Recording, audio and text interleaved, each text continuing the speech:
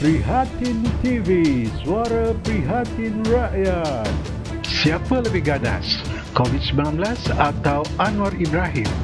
COVID-19 mengganas apabila pada 29 Januari 2021 telah menghampiri angka 6,000 dengan kenaikan 1,631 dalam tempoh hanya sehari sahaja, bersamaan dengan kenaikan 40% dari 4,094 kepada 5,725 kes baru. Soalnya, adakah kita ambil mudah bila COVID-19 mula mengganas kembali?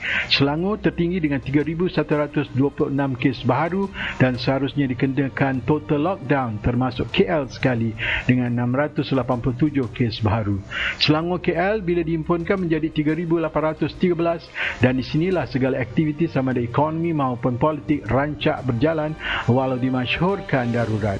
Dalam masa yang sama, Anwar Ibrahim turut mengganas dengan beberapa tingkatan ganasnya bagi kepentingan diri sendiri melebihi kepentingan rakyat yang sedang bergelut dengan pandemik COVID-19. Antaranya, Anwar minta semua MP utus warkah pada Agong batalkan darurat, segera bersidang. Petikan berita 14 Januari 2021, Ketua Pembangkang Datuk Seri Anwar Ibrahim meminta semua ahli parlimen memutuskan warkah kepada Yang di-Pertuan Agong bagi memohon agar pengisytiharan darurat dibatalkan dan parlimen bersidang sesegera mungkin.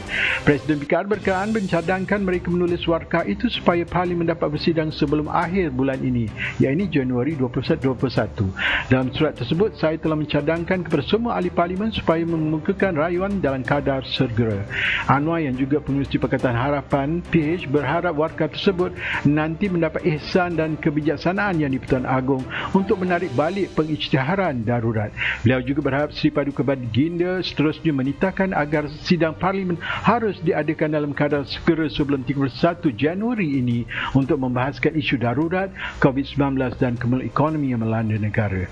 Majoriti ahli parlimen utus surat kepada Agong Anwar.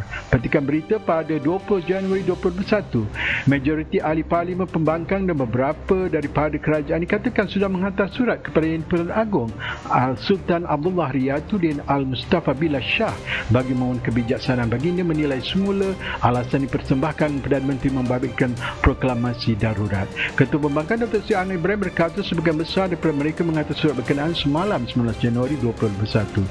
Anwar dakwa majoriti ahli parlimen tolak darurat.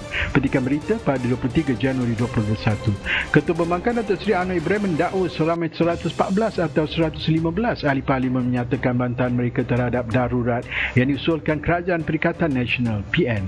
Berdasarkan jumlah tersebut yang disifatkan sudah lebih daripada cukup, Anwar meminta Yang di-Pertuan Agong Al-Sultan Abdullah Riyatuddin Al-Mustafa Billah Shah mempertimbangkan perkara tersebut dan memanggil sidang parlimen dengan segera.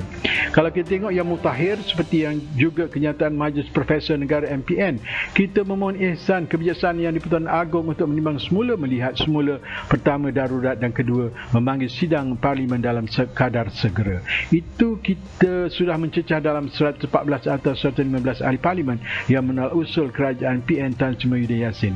Ini tidak boleh disangkal. Ketua Pembangkang Malaysia cabar PM di mahkamah kerana gantung parlimen semasa darurat. Petikan berita pada 26 Januari 2021. Nasihat Perdana Menteri Muhyiddin Yassin dipersembahkan kepada Yang di-Pertuan Agong Malaysia untuk menggantung parlimen berikutan penularan COVID-19 adalah tidak sah dan tidak mengikut perlembagaan, kata Ketua Pembangkang Anwar Ibrahim dalam saman yang dipahalkan minggu ini, yang merupakan saman kedua dikemukakan terhadap Perdana Menteri itu pada Januari. Kenyataan Istana Negara pada 12 Januari memaklumkan Muhyiddin telah memohon Yang di-Pertuan Agong supaya mengisytiharkan darurat di seluruh negara tetapi tidak menyebut bahawa parlimen akan digantung. Dalam samannya yang difailkan di Mahkamah Tinggi Kuala Lumpur pada Isnin, Anwar mendakwa Muhyiddin telah menasihati Yang di-Pertuan Agong supaya menggantung badan perundangan itu. Siapa lebih ganas, COVID-19 atau Anwar Ibrahim? Siapa lebih sayangi rakyat, COVID-19 atau Anwar Ibrahim? Jangan lupa bantu like dan subscribe Prihatin TV. Sehingga bersiaran lagi. Assalamualaikum.